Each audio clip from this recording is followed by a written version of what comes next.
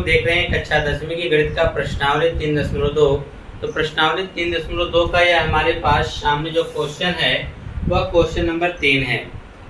तो यह जो क्वेश्चन में कहा गया है कि अनुपातों a1/a2, b1/b2 और c1/c2 की तुलना कर ज्ञात कीजिए कि निम्न रैखिक समीकरण के युग्म संगत है या असंगत है। यानी इसमें आपको क्वेश्चन नंबर 3 में यह ढूंढना है कि जो आपको रैखिक समीकरण दिया जा रहा है वह रैखिक समीकरण का जो युग्म है वह संगत है या असंगत है। तो संगत और असंगत हम किस प्रकार से छांटेंगे, सबसे पहले आप यह जान लीजिए, जिसका कोई हल निकलेगा, जिस समीकरण का कोई हल निकल सकता है वह हमारे लिए संगत होगा और जिसका कोई हल नहीं निकलेगा वह हमारे लिए क्या होगा, असंगत होगा। अब किन किन समीकरणों का हल निकलता है और किन किन समीकरणों का हल नहीं निकलता है आप लोगों ने इससे पहले वाले क्वेश्चन में देखा होगा। अगर आपने वह क्वेश्चन नहीं देखा है तो ऊपर आई बटन पर हम उसका लिंक दे देंगे, तो आप उस वीडियो को आप देख सकते हैं। ठीक है, ये इस वीडियो के डिस्क्रिप्शन में उसका हम लिंक दे देंगे। क्वेश्चन नंबर 2 वहाँ से आप देख लेंगे तो आपको और बेहतर तरीके से समझ में आ जाएगा। फिर भी हम आपको एक छोटा सा समझाना चाहते हैं। जो क्वेश्चन नंबर 2 में हमने क्या बताया था, जैसे देखिए कोई भी रेखा है जिसमें उसमें 3 शर्त हो सकती, 3 प्रकार क्या कहते हैं, 3 शर्तें हो सकती हैं। या तो वह प्रतिच्छेद करे, क्या करे, या तो दोनों रेखाएं क्या करें, प्रतिच्छेद करें, या तो दोनों रेखाएं क्या हो, समांतर हो, या फिर तीसरी रेखा मान लीजिए क्या हो, समपाती हो। तीसरी स्थिति क्या होगी, समपाती की।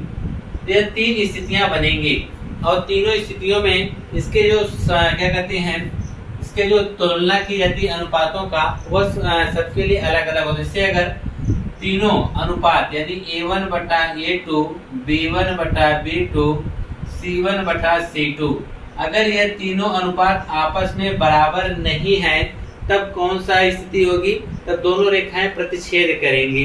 तो दोनों रेखाएं क्या करेंगी, प्रतिच्छेद करेंगी। और प्रतिच्छेद करने का मतलब क्या है कि ये दोनों रेखाएं एक दूसरे को एक बिंदु पर क्या करेंगी, काटेंगी। और यही जो कटान बिंदु होगा इसी को हम प्रतिच्छेद बिंदु कहते हैं। और जहां पर ये काटेंगी वही इसका क्या होगा, इस दोनों समीकरण का हल होगा। ठीक है, जब हल होगा तब ये क्या कहलाएंगे, संगत कहलाएंगे। इसका जो एक हल प्राप्त होता है, कितना हल प्राप्त होता है, एक हल प्राप्त होता है।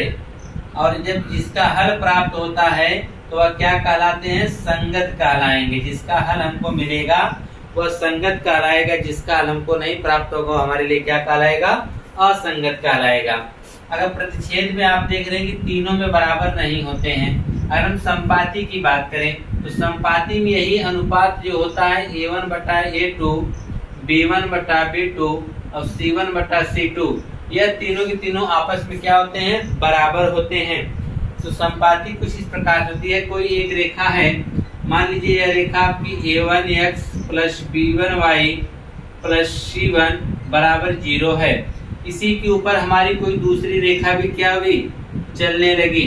और आप देखेंगे कि इस दूसरी रेखा को वह अनंत बिंदुओं पर क्या रही है, काट रही है। तो दूसरी रेखा जो हमारी थी a2x + b2y + c2 बराबर में 0 हो जाएगा। c2 बराबर में क्या हो जाएगा, 0। तो आप देख रहे हैं इसको अनंत बिंदुओं पर यह क्या कर रही है, काट रही है, जिसके कारण इसको ढेर सारे हल मिलेंगे। इसके जो हल होंगे अनंत हल प्राप्त होते हैं। कितने हल प्राप्त होते हैं, अनंत हल प्राप्त होते हैं, अनंत हल प्राप्त होते हैं, अनंत हल प्राप्त होते हैं। चलिए देखिए, इसके जो संपाती में आप यह देख रहे हैं इसके अनंत हल प्राप्त होंगे, क्योंकि इसको जो है वो अनंत बिंदुओं पर क्या कर रही है, काट रही है। अगर हल प्राप्त हो रहे हैं तो यह क्या कहलाएगा, संगत कहलाएगा। क्या कहलाएगा, संगत कहलाएगा। अब बात आती है समांतर की। समांतर की क्या शर्त होती है, अगर तीनों बराबर नहीं है तो प्रतिच्छेद, तीनों बराबर है तो संपाती। अगर समांतर की बात करें तो समांतर में जो आपका अनुपात होता है a1a2 और b1b2, c1c2, यह दोनों तो बराबर होते हैं परंतु ये तीसरा वाला बराबर नहीं होता है। इसका जो डायग्राम बनता है कुछ इस प्रकार से भी है। एक रेखा हो गई आपकी a1x + b1y + c1 = 0। नीचे से हमारी दूसरी रेखा हो गई a2x plus B2y plus C2 बराबर में 0। इन दोनों रेखाओं के बीच का जो अंतर है वह समान होता है, ठीक है, जिसे हम समांतर रेखा कहते हैं। और ये रेखाएं एक दूसरे को किसी भी बिंदु पर काटती नहीं है, जिसके कारण इसका कोई हल प्राप्त नहीं होता है। कोई हल प्राप्त नहीं होता है। कोई हल प्राप्त नहीं होता है, ठीक है। और इसका जब कोई हल प्राप्त नहीं होगा तो यह क्या कहलाएंगे? असंगत कहलाएगा। क्या कहलाएंगे? असंगत है। यह समीकरण का युग्म कैसा है? असंगत है। यह तीनों स्थिति हम देख लिए हैं कि प्रतिच्छेद में हमको संगत प्राप्त होगा, समपाती में संगत प्राप्त होगा, लेकिन समांतर की जब स्थिति आएगी तो वहां पर हमको क्या प्राप्त होगा? असंगत प्राप्त होगा, ठीक है। आइए अब हम कुछ चेक करके देखते हैं कि कौन कौन से रैखिक समीकरण युग्म में हमको समांतर मिलता है, किसमें प्रतिच्छेद मिलता है, किसमें समपाती। इसी के आधार पर हम यह बताएंगे कि कौन सा संगत होगा, कौन सा असंगत होगा, ठीक है। आइए क्वेश्चन को अब हम हल करते हैं। जैसे कि पहला क्वेश्चन आपके सामने दे रखा है। पहले क्वेश्चन में कहा है 3x प्लस 2y बराबर में कितना? 5। दूसरा कह रहा है 2x माइनस 3y। या तो ऐसा कर लीजिए ना, ये पहले लिख लीजिए।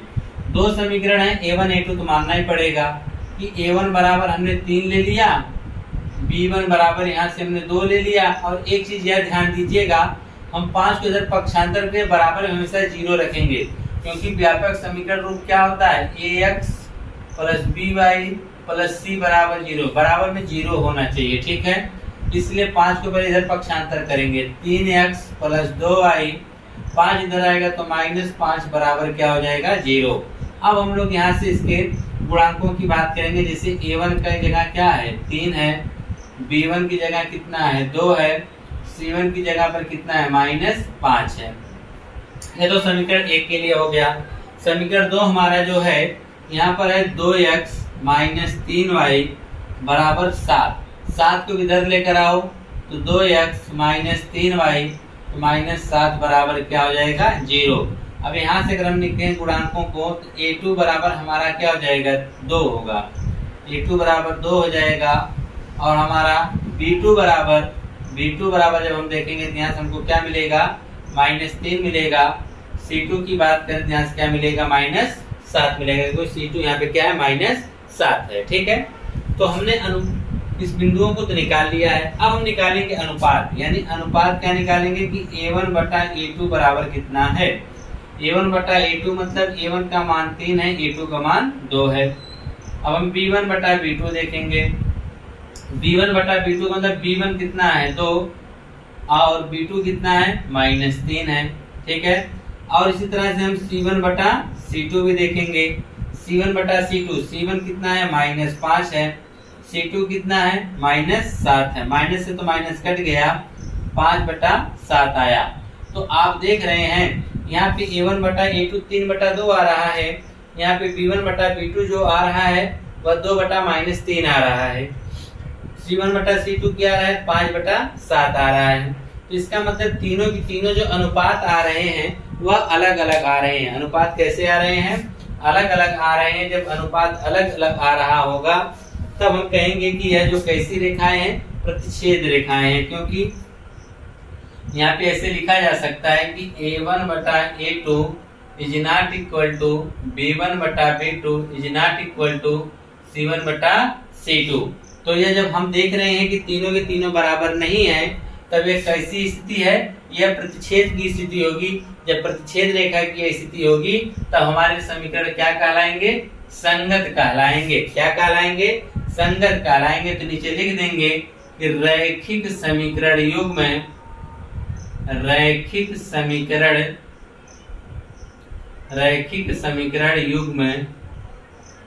संगत है। रैखिक समीकरण युग्म क्या है? संगत है। अगर आपका मन का है रीजन लिखने का तो रीजन भी लिख सकते हैं, क्योंकि ये रेखाएं क्या कर रही हैं? एक दूसरे को प्रतिच्छेद कर रही हैं। इसका एक हल हमको प्राप्त होगा, जिसके आधार पर हम ये कह सकते हैं कि ये जो रैखिक समीकरण का युग्म कैसा है? संगत है। आपसे संगत पूछेंगे तो आप संगत और संगत बता दीजिए कि इसके आधार पर, ठीक है, इसके आधार पर इसका जो क्या कहते हैं युग्म होगा वह कैसा होगा, संगत होगा। इसी प्रकार से हम दूसरा क्वेश्चन देखते हैं कि दूसरे क्वेश्चन को आप किस प्रकार से हल करेंगे। सेम पैटर्न यही रहेगा, ठीक है, लगाने का तरीका यही रहेगा। दे रखा है दूसरा वाले में कि 2x - 3y बराबर में 8 दिया है। 8 को पक्षांतर करेंगे, बराबर में हमेशा 0 रखेंगे, ध्यान दीजिएगा। तो यह हो जाएगा 2x - 3y, 8 इधर आएगा तो -8 बराबर 0 हो जाएगा। अब हम लोग क्या करेंगे, यहाँ से अनुपात के लिए मान निकालेंगे, जैसे गुणांक। तो x के बगल में किसका गुणांक होगा, a1 का। a1 बराबर क्या होगा 2, y का क्या होगा, यानी y यानी बोले तो b1 होगा ना। b1 का क्या आएगा -3 आएगा, c1 का क्या आएगा -8 आएगा। दूसरा समीकरण क्या है, दूसरा समीकरण 4x - 6y बराबर 9। 9 को पक्षांतर करो, 4x - 6y, 9 इधर आएगा तो -9 बराबर 0 हो जाएगा। अब अनुपात के लिए बिंदु ढूंढ लीजिए। a2 बराबर कितना होगा 4, b2 बराबर कितना होगा -6, c2 बराबर क्या होगा -9।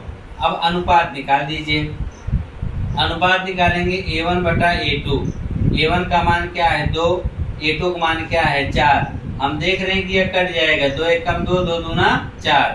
अगर हम b1 बटा b2 निकालें तब b1 बटा b2, तो b1 हमारा है -3, b2 हमारा कितना है -6।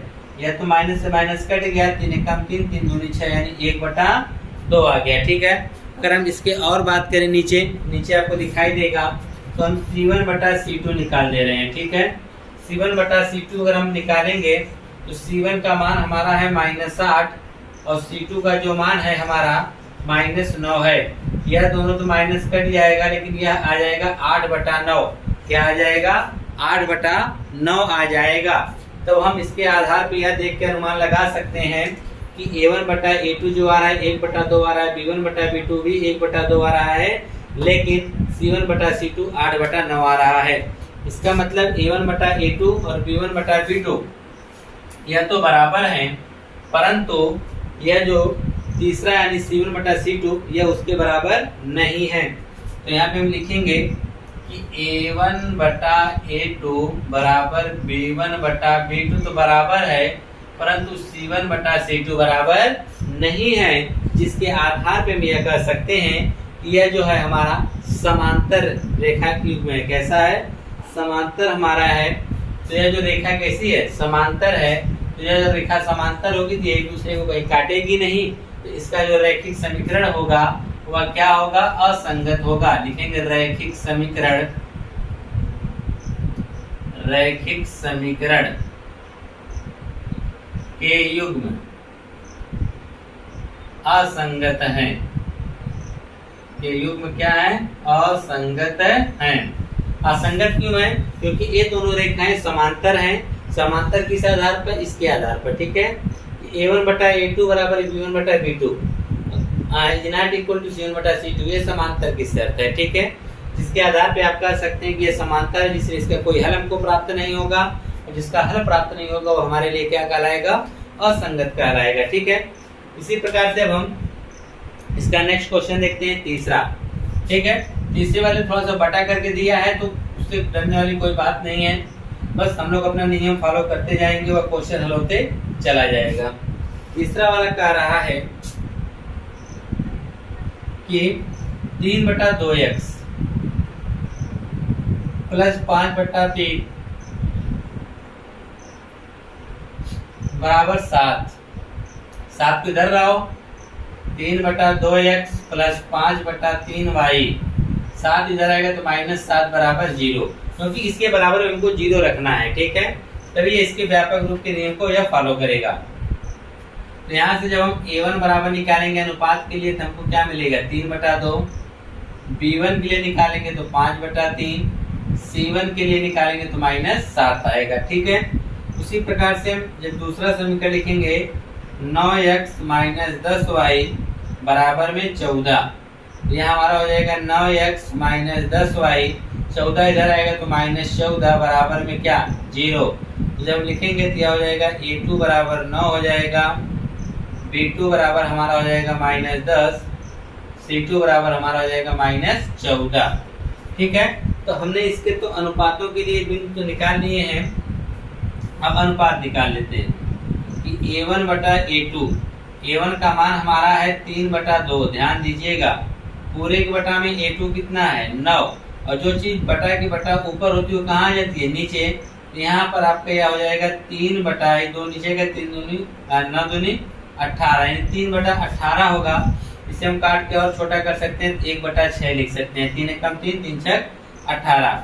इसी प्रकार से हम क्या निकालेंगे, B1 और B2 क्या निकालेंगे, B1 बटा B2। B1 का जो मान हमारा है 5/3 है। ठीक है, पूरे बटा में B2 हमारा है -10। यहाँ पर हम देखेंगे ये 3 कहाँ जाएगा नीचे, तो जाएगा 5/10 तिहाई 30। 5 से काट देंगे तो 5 एकम 5, 5 छक्का 30, वो भी किस में मिलेगा, माइनस में मिलेगा। उसी प्रकार से अगर हम बात करें इधर, तो हम C1 बटा C2 निकाल लेते हैं कि C1 बटा C2 बराबर, तो C1 बटा C2 की अगर हम बात करें तो C1 का मान कितना है -7 है, और C2 का मान क्या है -14 है। ठीक है, तो इसे जब आप हल करेंगे तो यह माइनस से माइनस कटेगा, 7 एकम 7, 7 दूनी 14, 1/2 आ जाएगा। कितना आएगा 1/2। तो आप देख रहे हैं तीसरा वाले में कोई बराबर नहीं आ रहा है। A1 बटा A2 1/6, B1 बटा B2 -1/6 आ रहा है। ठीक है, C1 बटा C2 1/2 आ रहा है, कोई बराबर नहीं है। यानी A1 बटा A2 is not equal to B1 बटा B2 is not equal to C1 बटा C2। यह देख रहे हैं तीनों के तीनों अलग अलग आ रहे हैं, जिसके आधार पे हम यह कह सकते हैं कि यह कैसी रेखाएं है, प्रतिच्छेद रेखाएं हैं। जब प्रतिच्छेद रेखाएं होंगे यह कैसा युग्म होगा, संगत युग्म होगा। लिखेंगे रैखिक समीकरण के युग्म संगत है, के युग्म क्या है, संगत है।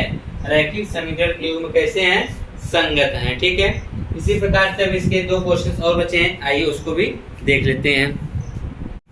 5x - 3y बराबर 11, -10x + 6y बराबर -22 दे रखा है। ठीक, बराबर क्या दे रखा है, -22 दे रखा है। ठीक है, हाँ सही। तो अब हम यहाँ पे क्या करेंगे, जैसे पैटर्न हमने इससे पहले फॉलो किया था सेम उसी प्रकार से। तो जो हमारा चौथा है, तो पहले एक बार इसको फिर से लिखेंगे, 5x - 3y बराबर 11। 11 को पक्षांतर कर लेंगे तो जाएगा 5x - 3y, इधर आएगा तो -11 बराबर क्या हो जाएगा, 0 हो जाएगा।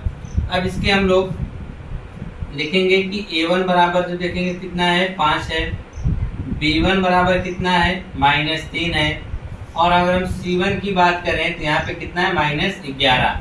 समीकरण नंबर 2 क्या कह रहा है कि -10x + 6y बराबर -22। -22 को पक्षांतर करेंगे तो 10x + 6y माइनस इधर आएगा तो हो जाएगा +22 बराबर 0।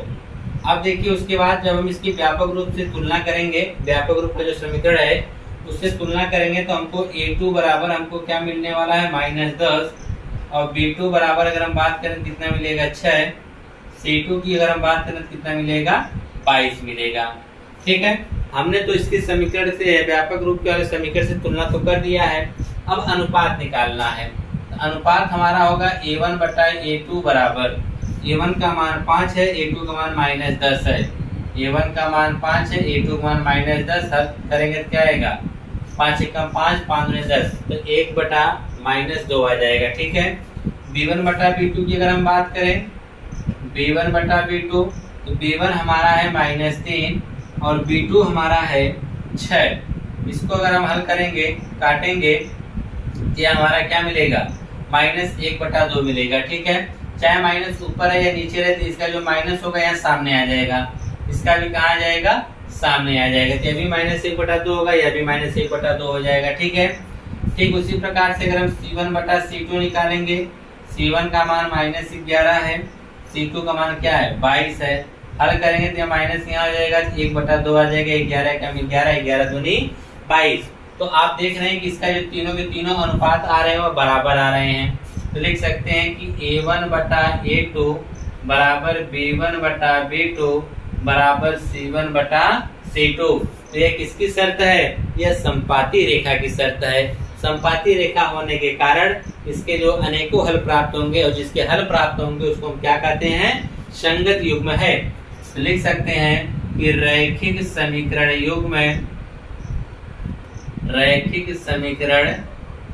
युग्म संगत है। क्या है? संगत है। ये जो रैखिक समीकरण युग्म हमको प्राप्त हुआ वह कैसा युग्म है? संगत युग्म है। ठीक है, तो आइए इसके बाद जो हमारा 5वां वाला है देख लीजिए। ठीक है, इसकी आप लोग प्रैक्टिस करिए खूब अच्छे से। आपसे पेपर में पूछ सकता है, संगत असंगत पूछ सकता है। ठीक है, और 5वां वाला कहा है कि 4/3x प्लस 2y बराबर में 8 है। तो इसका जब हम निकालेंगे 8 को इधर पक्षांतर करेंगे तो 4/3x प्लस 2y, 8 इधर करेंगे तो -8 बराबर क्या हो जाएगा? 0। -8 बराबर क्या हो जाएगा? 0। तो हम जब इसकी तुलना करेंगे व्यापक रूप समीकरण से तो यहाँ A1 बराबर की हम बात करेंगे तो क्या आएगा? 4/3, B1 बराबर 2, C1 बराबर -8 आएगा। ठीक है, समीकरण 2 की अगर हम बात करेंगे 2x प्लस 3y बराबर में 12। तो A1 की अगर हम बात करेंगे तो A1 का मान 2, B1 का मान 3 और यहाँ 1 नहीं 2 होगा ना, दूसरा वाला समीकरण है। यहाँ 2 होगा, यहाँ पर भी क्या होगा? 2 होगा, लेकिन हम लोगों ने 12 का पक्षांतर किया ही नहीं, गलत हो जाएगा। 2x प्लस 3y, 12 इधर आएगा तो -12 बराबर 0। तो यहाँ पर हम A2 बराबर देखेंगे 2, B2 बराबर 3, C2 बराबर -12 आएगा। C2 बराबर क्या आएगा? -12। अगर हम अनुपातों की बात करें कि A1 बटा A2 अब कितना होगा? तो A1 का मान है 4/3, पूरे के बटा में A2 कितना है? A2 की अगर हम बात करेंगे तो 2 है, या 3 नीचे आ जाएगा तो हो जाएगा 4/3 दूना 6। इसे आप काट सकते हैं, 2 दूनी 4, 2 तिहाई 6। तो अगर हम B1 बटा B2 निकालेंगे तब B1 बटा B2 अगर आप निकालेंगे तो B1 2 है और B2 3 है। तो B1 बटा B2 भी क्या आ गया? 2/3 आ गया।